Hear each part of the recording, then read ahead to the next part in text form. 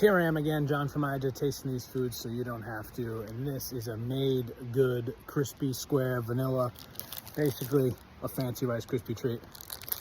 My lovely wife, Jocelyn, uses these. My lovely wife, Jocelyn, buys these for snacks for her lunch. This is in the pantry. I said, hey, can I grab one? Big ride today.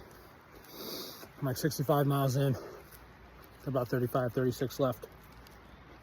This thing is 80 calories, 18 grams of carbs, 100 milligrams of sodium, 1 gram of protein, 0.5 grams of fat. Pretty good. Not quite enough calories for what I need, so I'm gonna have to have a little something else, but it's good. It's a good Rice Krispie treat style thing.